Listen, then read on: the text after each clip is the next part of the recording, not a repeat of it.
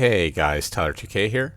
Today we're going to take a look at the Asuka Kazama trailer, but more importantly, we already have looked at it, so take a look at top right corner if you want to see the completely objective breakdown. So something I've been talking about for a while now, I've been kind of workshopping, is to make a supplementary sort of video to not only just be very cut and dry what is actually shown, but to talk about what is actually the grander, greater implication of these kind of changes that are being made. So while in one video I'll say, oh, Xiao Yu does up back 3 here, what does it really mean? So hopefully these aren't too long. I don't really plan to, and they might be.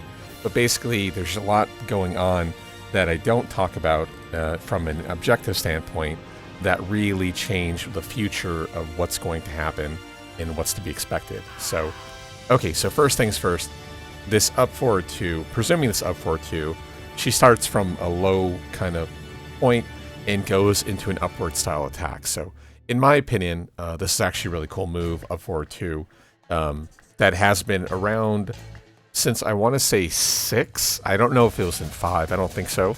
But up forward 2 is, or at least was, Asuka's I-14 Punisher, and then on breakable stages, and here insert video of T7, when you do up forward 2 for 14, not only do you get an attack throw for 50 something damage, it actually breaks the floor as well. So this goes to video 2, I won't do an intersplice there, but basically as it currently stands, she already has 2 different I-14 Punishers, up forward 2, which she, I'm mentioning right now, and then more importantly, down back 1-2. So she has either attack throw for Oki, although I believe she's +0 on hit, versus a knockdown hit confirmable I-14.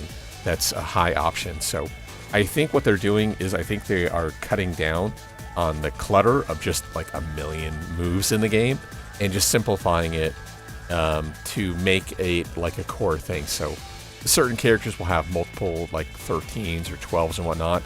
I think they're really kind of trying to whittle it down and making it so certain moves are very clear as to their intention. So for a beginner, up forward 2 might be not as flashy as a new school down back 1-2, but it has its value. But it's oh hey, let's get rid of the the possibility of a second 14 and let's just make it something completely different. And that's where up forward 2 comes into play. So up forward 2, homing high. We talked about how it does the heat damage. And here we go. Here's the next key thing that I mentioned. So this move specifically, like I mentioned in the video, I believe is 1+2. So for people who don't remember, and I would imagine most people watching this will, 1+2 is kind of her hand crumple stun, kind of double palm attack. Most importantly with this crumple stun attack though, is 1+2 intersplice footage, doesn't track. So you see that Leroy here very clearly tries to step out of the way, and he gets clipped. So 1+2 has no tracking. It is active for, I believe, 3 frames, which kind of gives it pseudo tracking. But no, you can step it not just to her weak side, which is to your right, SSR, but you can track it even to step it to her strong side, and same thing. It doesn't do anything. It doesn't track at all. So that's why giving this move to her, 1+2, to be a sort of catch-all move, but at the same time, as you notice, just causes a knockdown, is actually pretty good. So it gives you both the aggressive playstyle that Namco is so desperately looking for by adding or having a tracking 1+2 now, but at the same time, the reward is gone. So it's just a knockdown. Now, granted, Leroy's flipping through the air, so almost certainly this is a wall spot attack. But we'll get to it later, how heat probably affects how it works.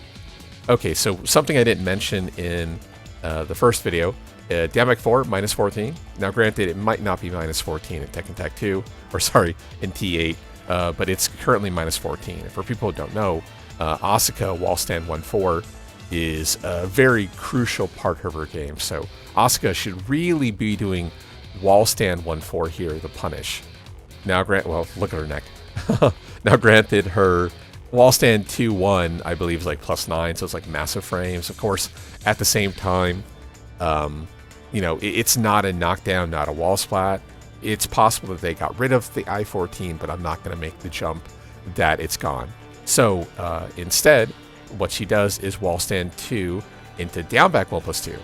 So down back 1+2 is an inescapable throw.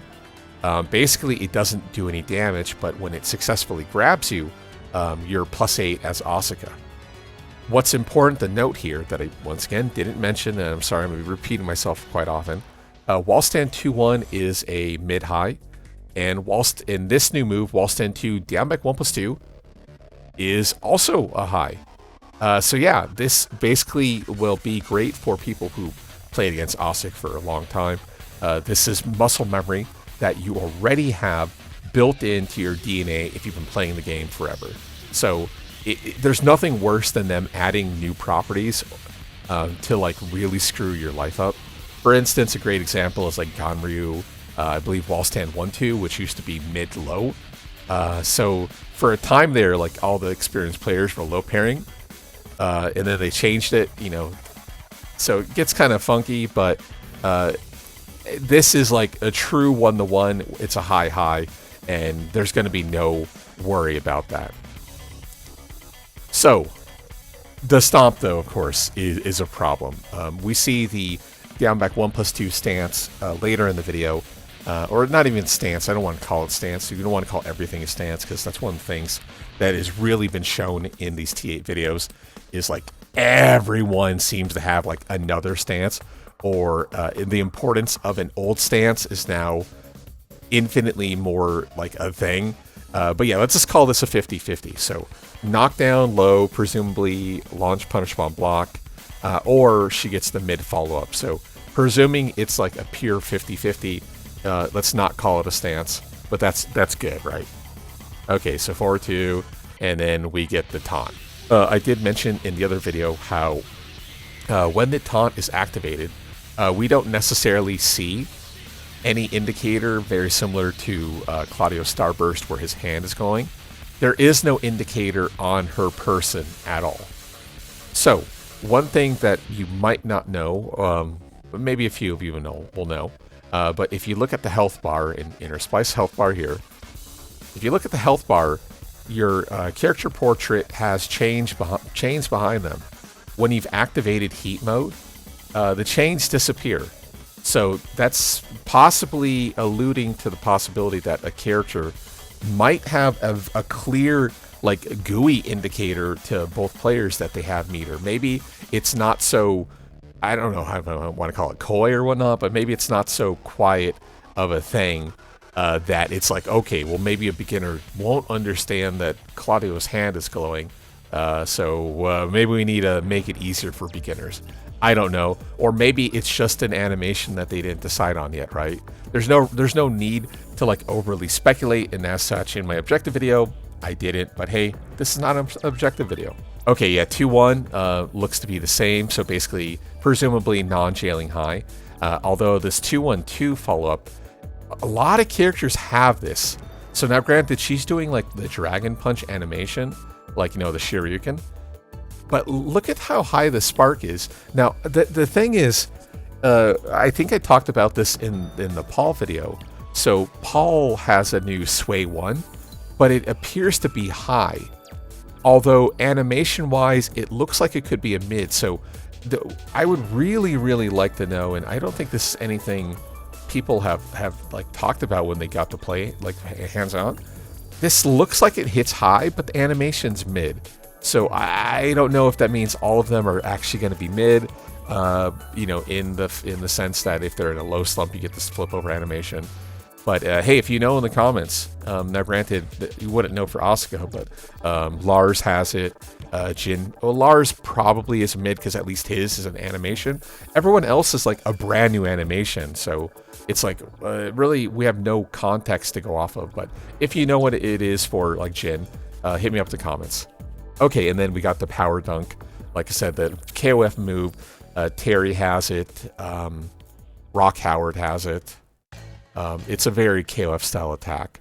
So obviously they're comparing the old move to, you know, or sorry, the non-taunt mode, or whatever you want to call it, versus what they're about to show here. Okay, so this move here is interesting. So, to be fully honest, when I was making the video, this move looks like a forward 4 spin. Notice how she like very clearly lines up before doing the spin. Basically, Leroy, in case you didn't notice, he flinches early with his back two. Back two parry, I think, is active from like 3 to 11 or something. And this is hitting on like 20 something or something, right? So this looks like a forward 4 attack. So I think she might have a forward 3 and a forward 4. At first I was going to call this a forward 4, but we see it actually later in the video, a forward 4, if I remember correctly. And I'm like, oh, okay. It would make sense how it's still a spin though. So, oh yeah, one other note here. I think you probably found the pictures online, but these sandwiches, or whatever I call them, the gourmet dogs, or signature hot dogs, I guess they call them here, all seem to have Easter eggs. So like the Oscar, you know, people are like, oh, it's talking about Asuka. There's certain names, like there's like one that kind of alludes to Claudio, if I remember correctly. Oh, there's a spicy whey. There's a better picture. I don't know if we're going to see it, but there's a better picture. Okay, so yeah, going back to the whole I-14 and just like normalizing the moveset. So here we see down back 1-4. So this looks to be like your very standard Tekken style flash kick. Now granted, flash kicks are very rare. They're going to be a hell lot less rare in 8. But flash kicks are basically launch punishable. So what that means is they're probably getting rid of the down back 1-2 spin option, which is the I-14 hit confirmable wall splat. And instead of forcing like a beginner to duck it, they're now adding this like much flashier animation, but presumably going to be launch punishable on block. So this goes to the whole, you know, why up 4-2 is gone, and why maybe down back 1-2 is gone itself, because down back 1-2 is already a spin. Yeah, they're making it flashier, but also making it more punishable. And that's one of the things, like, overall, and I really still need to make my video too about this. Despite what people say, and despite what even Namco has like initially said in like air quotes, the game isn't appearing to be like hyper aggressive. Now granted, with the heat system, it does seem to be leaning that way, but to be fully honest, from what we've seen thus far and just like theory crafting in general, heat doesn't seem to be like I mash, I win. There seems to be more like finesse to it. Now granted, that's not the case with all the characters, and very, very luckily, and I'm very happy this is a good change. Don't get me wrong, don't mix my words up. I'm glad that there's essentially archetypes in classes where like a big brawler character is going to be like a guard breaker attack versus a character like even like presumably Asuka here. Asuka and like Law gain access to like new spin options and are generally just faster, more pitbully, but at the same time will not have like guard break mechanics and stuff like that. Or in the case of Leroy, we'll talk about him next. Yeah, with this like, you know, super beefed up heat breaker, rolling punch, infinite sort of thing going on. I love what they're doing with the game, and yeah, so it's a great change. And yeah, you know, you're adding more character by making these archetypes so different from one another. It doesn't feel, at least at first watch, like really of a bad choice. So I like it personally. Okay, so yeah, actually I talked about this one in the video. So this is her command low parry. There's two major implications here. The first one is this used to be her down forward 1+2, and they removed it in Tekken Tag 2. For people who don't know, this is a launching low reversal. She does an attack after, which used to be, if I remember correctly. Oh yeah, I was about to say that. It's launch punishable. So if she messes up and doesn't get a parry, unlike, well, I guess kind of similar to the punch parry, where there's a counter. This counter is just, it's like -16 or something. So you launch her if she fucks up.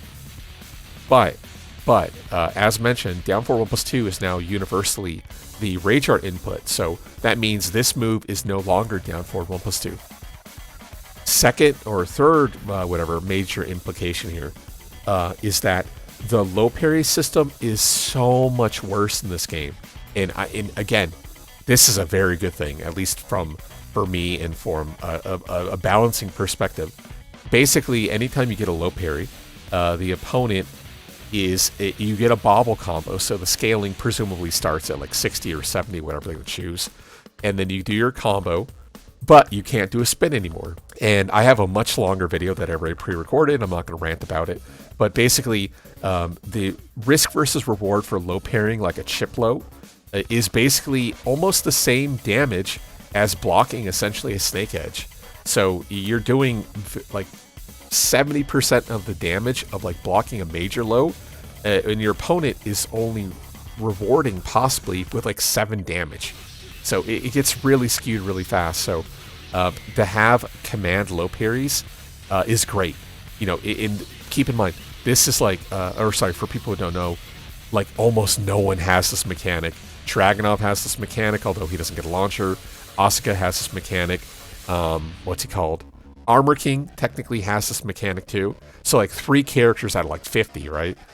So it's great that this is like limited because like low parry is so bad. And again, on the flip side, she gets a full launcher, but she's likely risking launch punishment. So it's great. It's great from balance perspective. So with that being said, if you do low parry, the way to extend your combo is to pop a heat burst, aka bound. So you can get more juice out of your combo. You just cannot still spin. Okay, confirmation, down like 1-4 re-spin. We saw that earlier. Okay, sorry, there it is. So 4-4-4. She's already used her spin, but I guess it does keep Jin in this like half spin state where you can still get a follow-up. This is very similar to the bobble knees and bobble elbow state that's currently in 7. Although, to be honest, it's not really a good mechanic. Like, for instance, Brian wall stand 3-4 is a great example. But, yeah, it's not really a well-balanced mechanic, and hopefully with the revamp of T8, this will fix it. Okay, so we see the mid-reversal, and this is the heat engager. And obviously I don't know if this is like a fact, to be fully honest, but yeah, obviously heat engager seems to guarantee heat smash, but I think from one of the videos I had seen someone actually block after it, but for like the other like 80% that it had occurred, it always seemed to hit. So I don't know if it's just people messing around, maybe that person was late, but I don't know. Personally, I think it's a bad change, and maybe in the future I'll skip this section anyway. So okay, parries through the counter. So yeah, heat. I can't remember if I did mention this in the video, but basically wall bounce is gone. So that means forward plus 2 will no longer be a wall bounce, will instead be a knockdown, and will presumably be useless by the wall unless you're directly on it, unless it gives you maybe some sort of state. Obviously here it's a heat engager, so that means the opponent is left in a full standing state.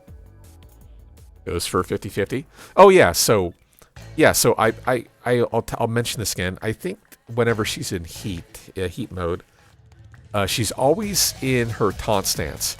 So when she commits to a taunt 1+2 in heat, this means it's likely going to eat like at least 20% of her meter, at least. So in the grand scheme of things, 2 seconds are decremented from her clock, although now 1+2 is a spin. So keep in mind, this is now a homing, essentially old school 1+2, but because it causes instant spin, the damage potential is like tremendously reduced. Here we see the running 3 variation into 3 ring. This is a staple of her current structure. 4-4-3 counter hit, typically running 3. She also has forward 2 into instant running 3 variations, which are very difficult. But yeah, it's good to see that instant spin running 3 will be muscle memory for like almost every single like Asuka player, so that's a good change. And then 3 ring into 4-4-2. This might be difficult because yeah, 4-4-2 has a nice hitbox, but to be honest, this might be a problem for 2 reasons. The first reason is that 3 ring actually has an extension. The next hit of 3 ring, 1+4, 2. It's a high. So if you hit the 2 too early in your input, it might actually buffer into the stand 2 instead. By stand 2, I mean the extension off of 3 ring. Other than that, yeah, not too much to talk about. Might be difficult, but they also might have buffed the pickup timing. Also, there's like only 2 hits or 3 hits in the combo, so I guess it's probably not that difficult. Okay, sidestep 2. Yeah, so I hate to talk about this, but a lot of people still don't really understand it, and I won't go too in depth here. But when Jin goes for the 1-2-3 and Asuka does sidestep 2, she's already in heat mode. Sidestep 2 is not a heat engager, and if it is a heat engager, that's a good thing because, yeah, heat engagers mean you don't get a knockdown at the wall. So that means if you're getting trapped at the wall and she does sidestep 2 and it is a heat engager, you don't get wall splatted. You at least get one more 50-50. And like I said, this goes into how the game is less aggressive than, again, everyone thinks it is. If you get rid of a one wall splat every round, keep in mind you have to do heat engager. Yeah, that means you don't get a guaranteed follow-up, and guaranteed follow-ups are so oppressive in general. So now granted, it might feel bad because like you have to deal with 50-50. Who cares? Like, honestly, who cares? So yeah, this is not a heat engager, and she has heat. So in order to make this a launcher, she had to not only spend realistically, or not even realistically, she's had to spend her full meter to do this. But yeah, she can't do it like retroactively. She had to be in it already. She had to confirm the situation, pop the meter, and get the combo. So a lot of people are still freaking out about heat dashes in general. Like this one especially, how sidestep 2 really is annoying. But it'll be annoying, but yeah, it's not as good as everyone thinks. Okay, yeah, 2-1. So that's actually one of the nice things. We've seen this with a couple other combos thus far. Like Jack immediately comes to mind with like up forward 1. Yeah, 2-1 is a high. So in this state, even though he's sliding, I say this every time because I'm leaning towards like teaching you guys in the future. This slide state is a universal mechanic. But yeah, we see how in the slide state, the hitbox, even though he's on the ground, he's probably like full size. It's like full standing. So the game considers him standing. Of course, you can't get a down forward 2 launcher here, but you can pick up with even a mid, or a high, sorry. Oh yeah, so here you go. So this is what I was talking about. This is a slide away animation. Slide away animations, I believe, will be generically wall breaks. And as it currently stands, 4-4-2 1+2 is not a wall breaker. So this means 4-4-2 1+2 will likely break the wall, which means it will be a nice damage buff for Asuka. Especially if we'd seen 3-ring circus into 4-4-2 variations already. Okay, yeah, that's about it. No surprise here, no change. But yeah, that's essentially the Asuka video. Yeah, if you have comments, questions, concerns, feel free to hit me up in the comments. YouTube, Reddit, Twitter, Twitch. Other than that, like I said, this will probably be like a supplementary video going forward here. I had a kind of sexier name going, but I can't remember what I was going to call it, so I don't know. I'll figure it out. But yeah, as usual, hope you guys have a great day, and I'll check you guys out next time. Later on.